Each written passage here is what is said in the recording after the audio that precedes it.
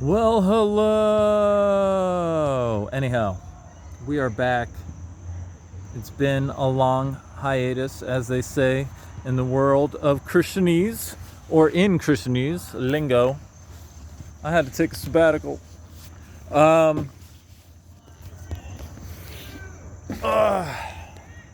Lovers are lunatics, and some people are perfectionists, and some people are just, slow to get to the second. What is it? What did NF say on that one track? Something about, but my fans are with me. I don't think I have any fans, but that's cool, because I'm going to do this anyway. So long story short, after listening to Warm Up and Reel, I'm ready for episode 2 of the Corny Cast. Inspired by Rob. Okay. I was thinking maybe I would come up with a new little melody for every episode. We'll see if that happens. I don't know. I can't predict the future. I mean, sometimes I do, and it really is unsettling, and it makes me question the nature of reality. That said, I am on bleachers in Arsenal Park, Lawrenceville, PGH. Or is it PIT? I guess it depends if you fly or if you take the train. Actually, no. I think it's the same either way. If you take Amtrak. If you take Amtrak, you wonder why this country did not better invest in such technology. I mean, look. You know why? Because Biden, if he had been president 30 years ago, maybe we would have. Just kidding. I don't think so, because Jimmy Carter warned us about climate change a long time ago, and we still didn't do anything about it. Okay, that is not the topic for this episode of the Cornycast. You know what the topic is, people? Well, yeah, you probably do, because you read the title. And the title is shoes, right? Yeah, well, if I were not wearing shoes, I would not have been granted service at, where the heck was I? I don't know, some bar. Oh. Thriftique? No, not Thriftique. Thrift House? No, someplace on Butler Street. Long story short, these shoes are hella worn out. Yes, I did spend some time in California. I can't believe you, Rob Bell. You inspired this podcast, and you decided to live in Los Angeles instead of Michigan. Shame on you. Just kidding. To each his own, and if you're happy there, and not just happy, if you are productive there and your family is... Anyway. I'm going to go on a tangent. I will say these shoes are hella worn out.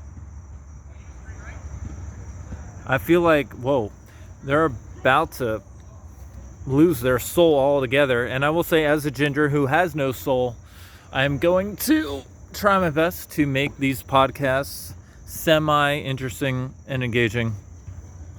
I questioned whether I should include video content or just make it an auditory experience.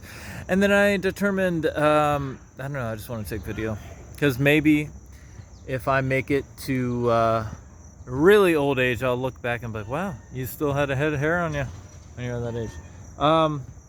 So these shoes were purchased cheaply. Was it Amazon? I don't want to throw Amazon love by any means, but non-slip shoes that were purchased to work as a host at Dive Bar and Grill in Wexford. So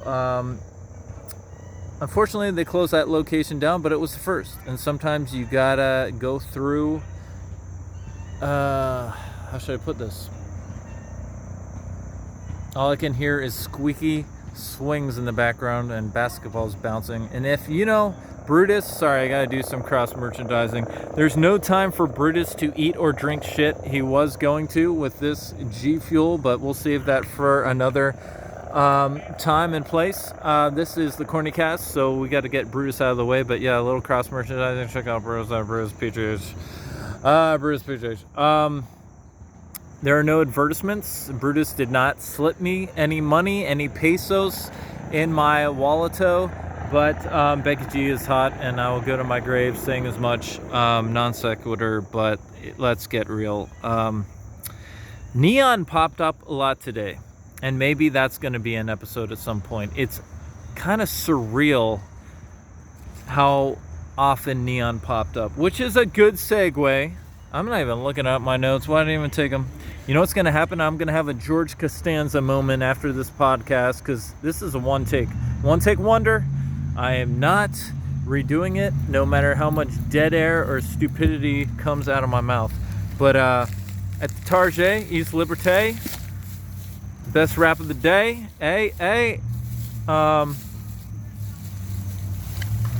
People, get your zinc and vitamin C. Just a little sponsorship for which I'm not being paid. What was I looking for again? Oh yeah, neon socks. Because I am not going to ruin my brand new shoes with stinky socks. I mean, eventually I will, I'm sure, but not on their day of inauguration. This is a big deal.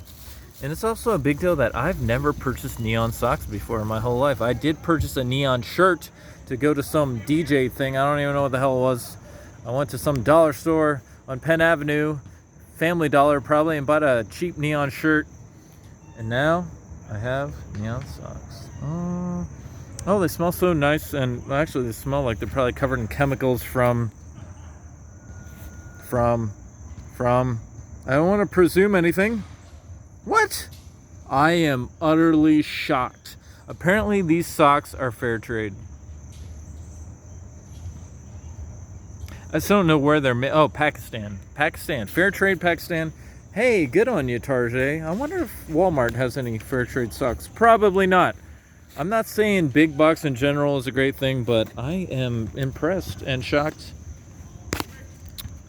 Positively shocked that Target has fair trade neon socks. All right. What I've realized is having two arms is helpful. It makes putting new socks or socks in general on 9 feet far easier than having 1 or 0 arms. Brutus's arms are a little skinny. They are getting so freckled, and I mean, I don't know, it is what it is. He's got some poison ivy on him too. It's rough times in the hood. So what we're gonna do now is I'm not actually gonna put the socks on and try out the shoes in the podcast or during the podcast, because that's something I'm gonna have to work out with my therapist on my own time. But let's consult the notes and actually figure out. See, I'm no Rob Bell. I can't just talk off the cuff. I hope he has notes. I hope he just doesn't talk off the top of his head, because I can't compete if he's playing that game. I need a few notes. And these notes are brought you to... Yeah. Yep, I'm not editing that out. No, that's staying in. That is staying in. I love that one Machine Gun Kelly song where he restarts, he keeps it in, and then all of a sudden it's a little bit higher, like he was rapping and singing a little too low, and he had to go a few semitones up. Anywho, I wish I could have made that show. Next time. Next time, Green Neon. How about next album, Green Neon? Please? I mean, if you don't do it, I guess I'll do it. All right.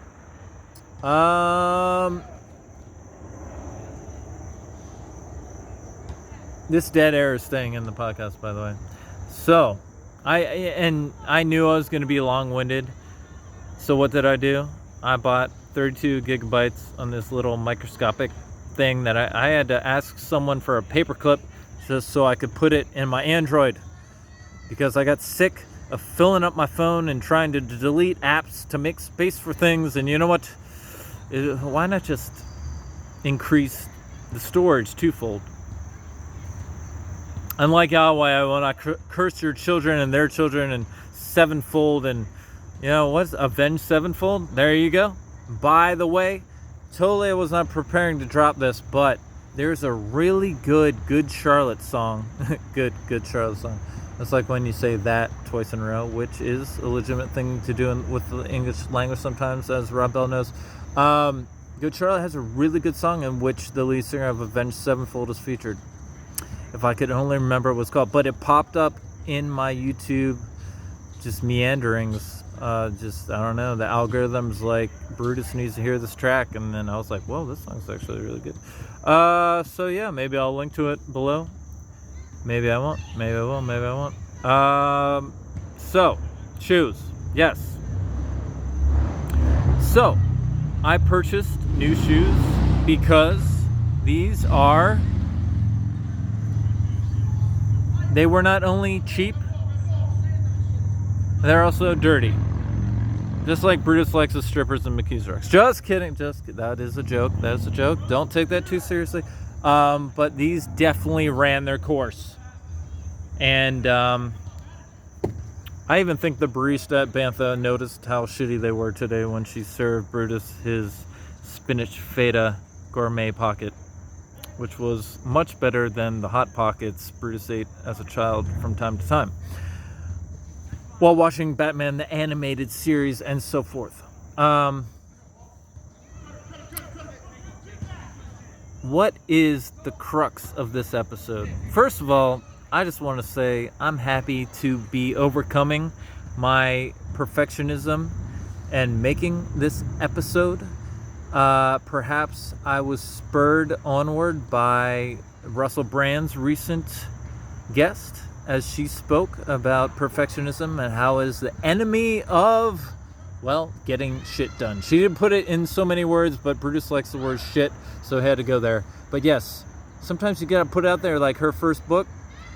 She didn't feel like it was, Howard Benson, Chris Lord, Algie worthy, but that's what's probably been holding Bruce back from releasing an EP. But it's coming. It's coming. He's making progress, and it's gonna happen. It's definitely gonna happen before the end of the year, before the end of autumn. It's gonna happen. I will castrate myself and not let Russians do it to me. Unsettling article on CNN.com. Thanks so much for that. But this is the world in which we live. You got to face the good and the bad, and also realize that there could be an astral plane above both, or beyond both. And perhaps if there is a God, that God... Well, I don't want to say God resides anywhere. Our Father who art in heaven. I mean, is heaven a place? Okay, the tangent. There's so many episodes forthcoming. I can delve into each of these topics individually. I feel like Rob has already spoken about a lot of them, so check out his podcast, please, the Robcast. But, shoes. Rob and I are both aware of not only Alan Watts, but Ram Dass. And one of the things that has stood out from Ram Dass's plethora of teachings, I don't know what to call them. I don't want to say lectures, because I feel like that connotes the wrong vibe. So he used to speak to someone by the name of Emmanuel, and that means God is with us in its original vernacular. And he asked Emmanuel once, what should I tell people about dying? And it's interesting, there was something on the blackboard at Gooski's on Polish Hill in Pittsburgh last night about death. But there's also a great Roger Harvey lyric about death. But if you can find that, you have found one of the best LPs, the only vinyl record Brutus owns, in fact, at this point, at this juncture. Where was I? Something about death, Ram Dass. Yes, that's right. So, Emmanuel responded to Ram Dass. Tell them that it's, quote, absolutely safe. It's like, I was going to misquote Emmanuel, and if you're going to misquote God, you better write a Bible. No,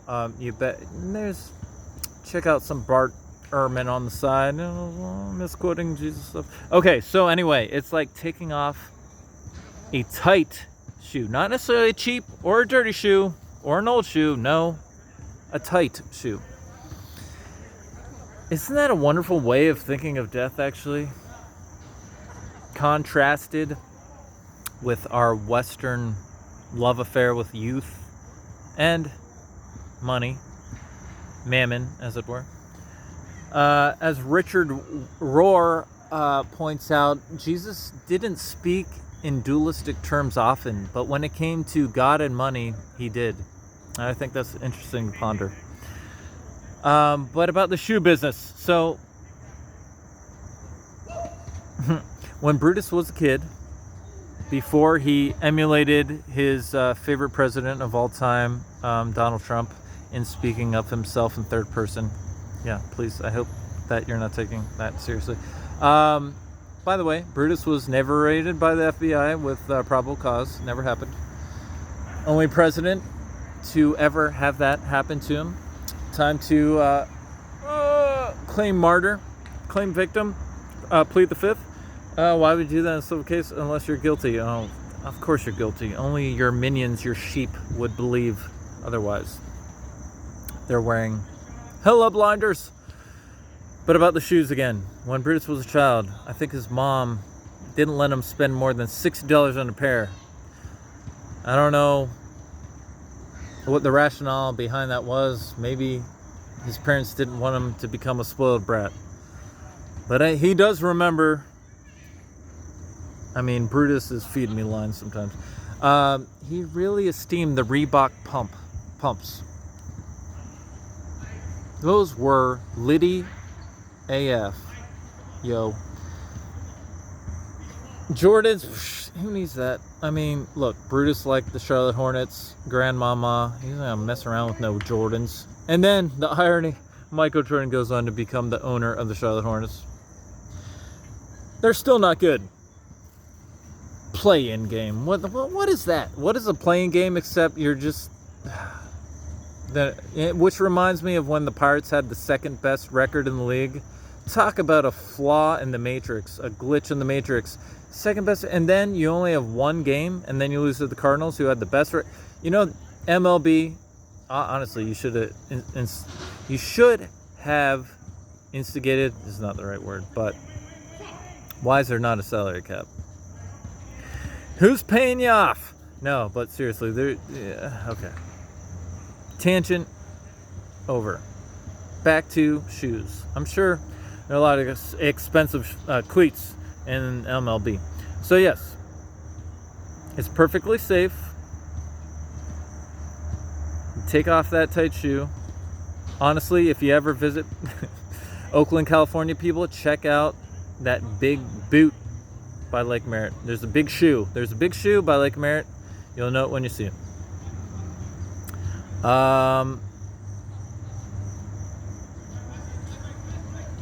Also, so when Ram Dass spoke about death, he also spoke about it in terms like dropping the body. I love that idea too, because I feel like a lot of people in the West are thoroughly connected to the idea that they are the body or that they are the ego. And you're not, but you won't believe it unless you experience it, I think that's what it comes down to sometimes. And the subject of this podcast is shoes, this episode. So we're not going to delve into the means by which you might come to that realization, but we will eventually if you stick with me until episode who knows what. I'm not sure. I'm just glad that episode 2 is finally going to be aired. And how do I want to end this? Oh, you know what? I'm not going to end this yet, because there's more to say, thanks to stuffing a little 32 gigabyte card into the phone. So now I can be even more long-winded. I do think one of my favorite podcasts, actually, I love Russell Brand's podcast. I love Rob Bell's podcast. I love all the old recordings of Alan Watts and Ram Dass, but I really love it when there's a second or third person. And I'm not saying Brutus is a Trinitarian. I mean, he may have enjoyed The Shack and that song, that Skillet, had featured on a soundtrack. But I think it's cool when you have a second or third perspective. So when Trevor Noah has his friend on there and they introduce a guest, I think there's a lot added, beyond just a monologue, which this is. And I love Rob Bell, but, most of his podcasts are just him. And even Russell Brand, he has Jen in the beginning. Honestly, if I were Russell, I would include Jen for the whole thing, because I think she needs to keep his conspiratorial leanings in check. I think he's starting to drink a little Kool-Aid on the side. But no, you just got to be careful, because you can end up in a house of mirrors. You can end up... You just got to be careful of the ego. The ego is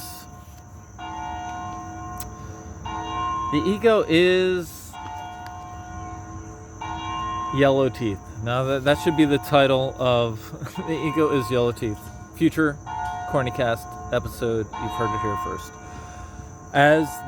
For whom the bell tolls. Read that. If you're bored, read that poem. Good stuff. All right, so this podcast was originally going to be recorded in front of a live studio audience. Now in front of the brand new Whole Foods that opened today in East Liberty. But, oh God, that's going to be a whole nother episode. So actually, that's going to be episode 3. I don't know if it's going to be about conscious capitalism, John Mackey, Jeff Bezos, Amazon, or what. But it's going to involve Whole Foods to some extent. And believe you me, Brutus saw some mice at the Whole Foods near the Art Museum in Philadelphia, and that's where he first started working for John Mackey. And also, if you ever go to the Andy Warhol Museum, check out the Picking His Nose work of art. Beautiful work of art, indeed. If you take your nose piercing out, it makes picking your nose much easier, I've got to say, from experience. So, I know I'm going to have a George Costanza moment and be like, why didn't you say this? Why didn't you do that? You left this out. You had notes and you didn't even follow them. You didn't know what was going on. But look, people's time is precious, and we have hit the 2222 mark, no less.